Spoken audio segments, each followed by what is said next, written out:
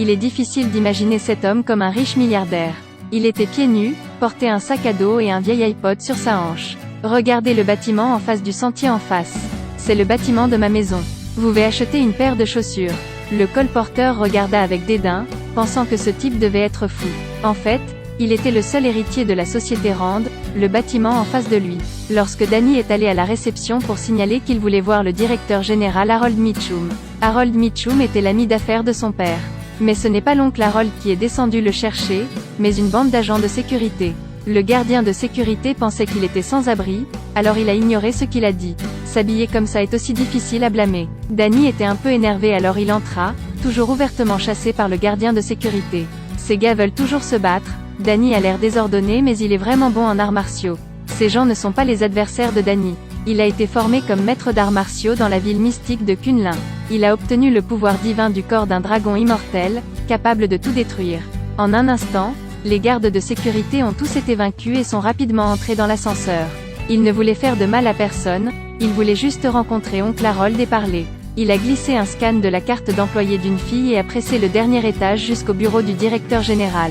Il entra et appela le nom de la personne qu'il voulait rencontrer. Où est Harold? Excusez-moi, qui êtes-vous? L'homme en face de lui était un peu chaud. Pourquoi quelqu'un a-t-il appelé directement le nom de son père? Joy. Les frères ne pouvaient pas croire qui il était pour connaître leur nom. Quand Danny a dit qu'il allait retrouver leur père, Harold, Ward s'est mis en colère et a dit à sa secrétaire d'appeler la sécurité. Pourquoi avez-vous laissé un fou monter ici? Danny essaie d'expliquer qu'il est leur meilleur ami. Je voulais juste trouver oncle Harold à qui parler.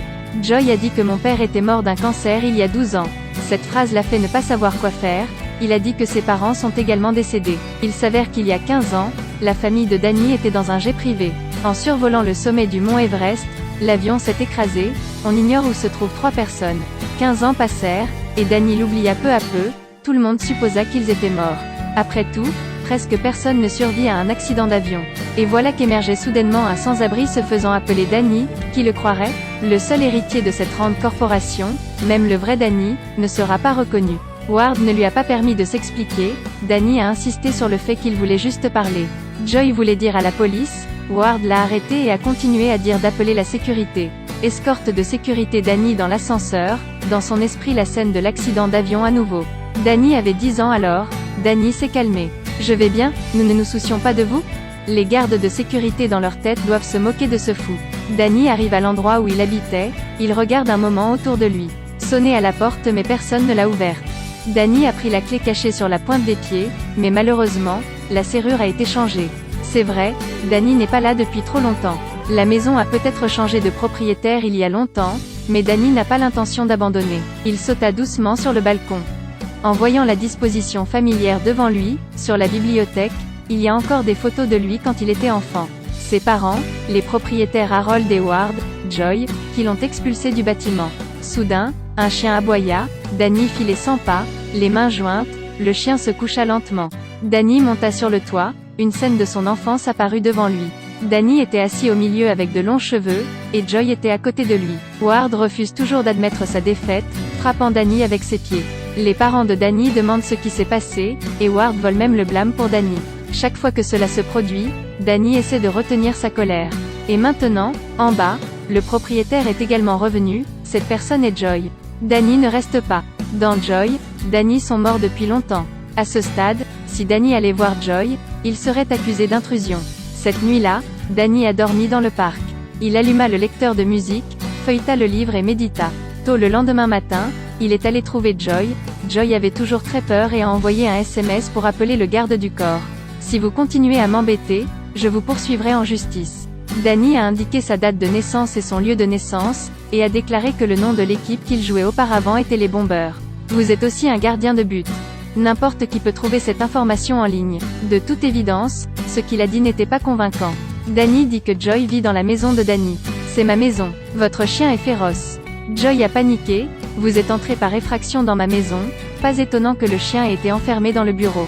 Danny l'a dit accidentellement. Et maintenant que les gardes du corps étaient arrivés, Danny recula. Soudain, un taxi est arrivé, seulement pour le voir faire des sauts périlleux puis se tenir fermement sur la route. Joy était surprise, son visage rempli d'incrédulité. Tout ce que Danny a dit n'a pas fonctionné, alors il est parti. Danny resta immobile, les yeux fermés, et dans le ciel un faucon passa. Le faucon perché sur le bâtiment regarde dans toutes les directions. Danny ouvrit les yeux et il s'avéra qu'il pratiquait le tai chi dans le parc. Une personne a mis de l'argent dans le couvercle de son bocal, c'était une jeune fille en manteau rouge. Danny vient et explique qu'il n'est pas sans abri. La fille a dit que ça allait, il a pris le dépliant ci-dessus. Est-ce l'art martial que vous enseignez?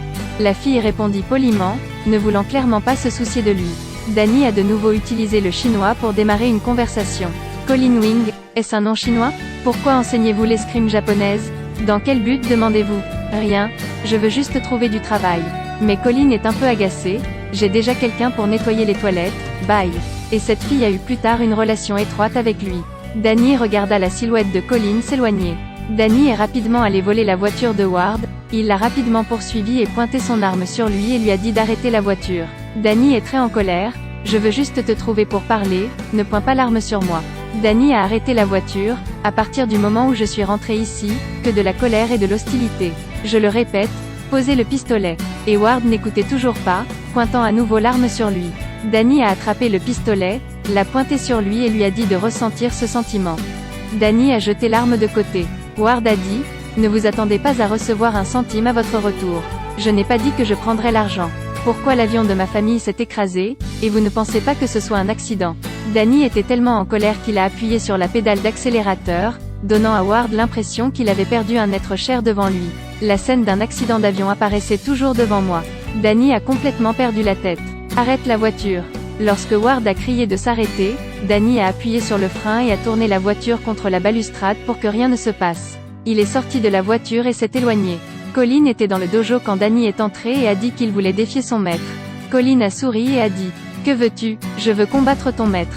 Je suis le maître ici, je n'accepte pas le défi. » Danny a dit que je pouvais enseigner ici, j'enseigne les arts martiaux et vous enseignez l'escrime. Colin dit que je ne veux pas déranger, c'est l'heure de la fermeture. Danny voulait aussi insister. Je vais l'utiliser pour te frapper au visage. Colin lui a dit de sortir d'ici et Danny s'est incliné poliment.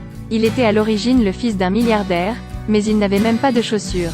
Colin lui a jeté une paire de chaussures. Danny était assis devant la porte avec ses chaussures, quand soudain un homme noir l'a attaqué. Danny le reconnut. Je suis agent de sécurité chez Rand Corporation. Il a sorti une arme et a tué Danny mais a échoué. Puis il s'est enfui, derrière de plus en plus de gens qui le poursuivaient, Ward a envoyé quelqu'un pour le tuer. Le mur est haut, Danny n'a qu'à monter 2 marches pour le franchir. Le dos a commencé à lui tirer dessus. En entendant le bruit, Colin a bondi pour aider Danny. Danny bat ses poursuivants, puis démonte son arme et s'en va. Colin à l'arrière l'a vu partir. Ward a reçu un appel indiquant que la tentative d'assassinat avait échoué. Il s'est rendu dans un immeuble, après avoir scanné ses empreintes digitales, est entré dans la pièce. Salut papa. La personne à l'intérieur était son père qui était mort depuis 12 ans. Il s'est avéré que Harold Mitchum ne faisait que simuler sa mort, il était le vrai patron de l'entreprise. Il était très mécontent que Ward envoie des idiots pour tuer Danny. Harold a dit à son fils d'utiliser son cerveau, Ward a dit qu'il avait un plan différent. Joy est allée au bureau le lendemain matin, Danny était déjà assis sur le canapé. Elle était très curieuse de lui demander comment il était entré ici. Danny dit que c'est ma deuxième maison, il connaît beaucoup de coins et recoins. Joy lui versa un verre d'eau et les deux se préparèrent à parler. Danny a été très honnête en racontant l'histoire qu'il a rencontrée. Alors qu'il racontait l'histoire, il se sentit soudain un peu étourdi.